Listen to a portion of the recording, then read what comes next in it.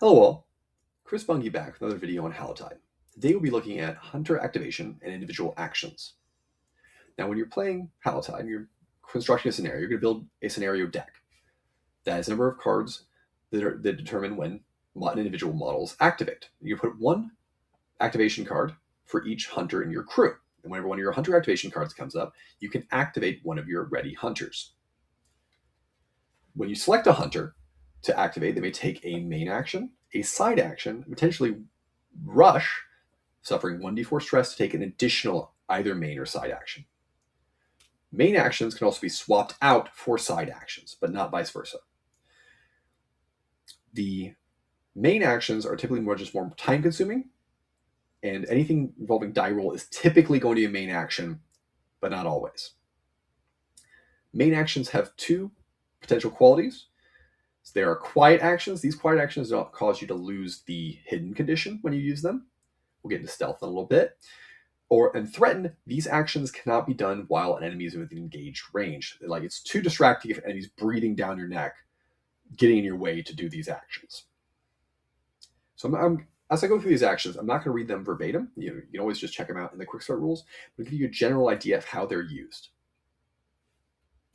Bolster. It's a unique action available in Halotide. It allows you to encourage an ally and give them insight. Give you a bardic inspiration die if you're for the D&D players out there. And all you have to do to that is target one within 6 inches, make an insight test versus a TN.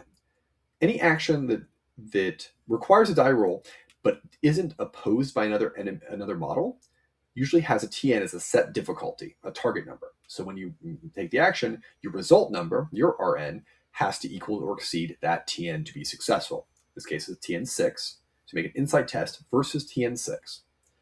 The action equals or exceeds 6. Successful, you count the pushes. Each push heals 1 stress and grants the boon on either their actions or saves until end of round. The opposite of that is a distract action. Allows you to put an enemy off their game. You make an insight test versus their perception save. So acting saves are when you're opposing an action, or when opposing something happening to a model, as opposed to being an acting model. So distract is insight versus their perception save. Successful, you count your pushes, and that gives them a bane to all actions and all saves they make at the end of round. You're foregoing the damage you might inflict with a strike or a shoot action. However, you can set up combinations or just simply make it so they can't act well against you or possibly destroy an ally. Grapple, laying hands on an enemy. This is a might versus agility save. They have to be within that 1 inch engagement distance. And so if successful on the might versus agility, armor does not factor in here. It's not a defense save, it's an agility save. If you are successful, if you see that RN, for every 2 pushes, you can push, you can throw people down, you can immobilize, hold them in place, or just beat them around, inflict some damage. Hide. This is there's a strong stealth emphasis in Halotide, and hide allows you to gain the hidden condition, making enemies have to use notice before they can even target you. However, you have to get some conditions to qualify for this. As long as you have no enemies in line of sight, or no enemies within 6 inches, and you're at least within 1 inch of concealing terrain, you can take the hide action.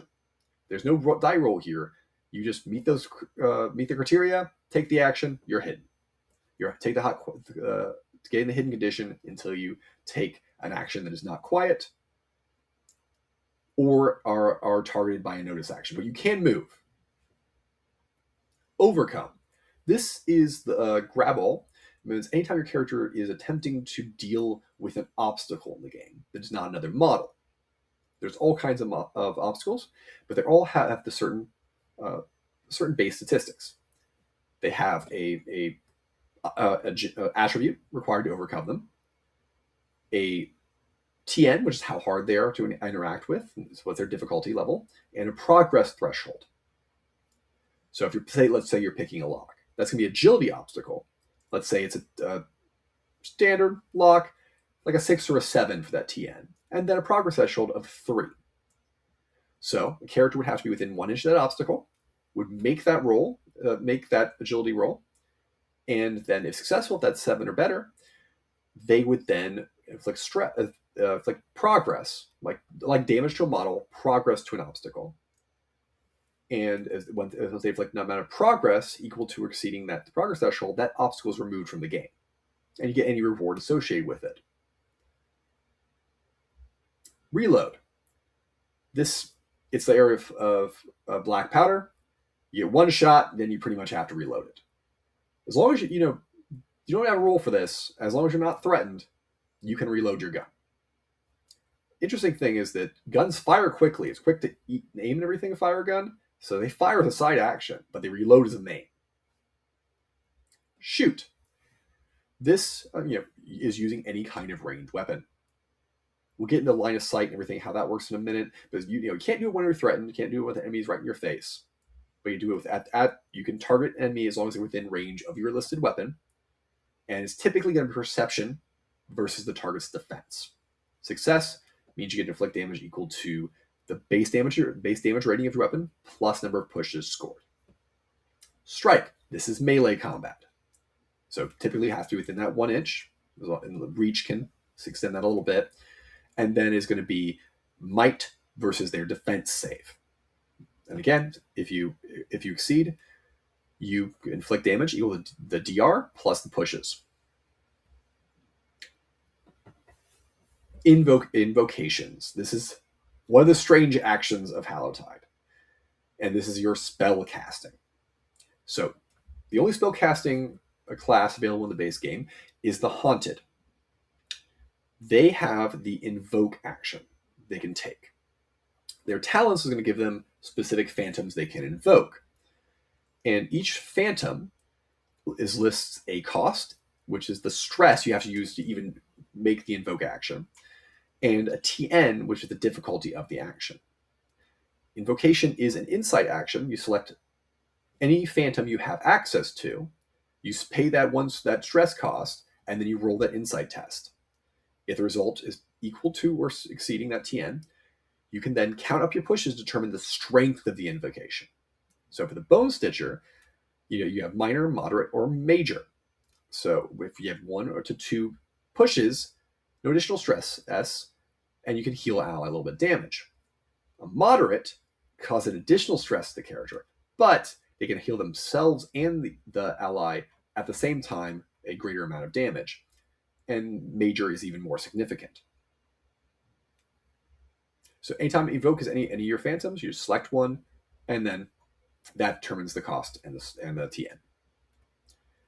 That was all major actions. Now we're going to look at side actions. So you have drink.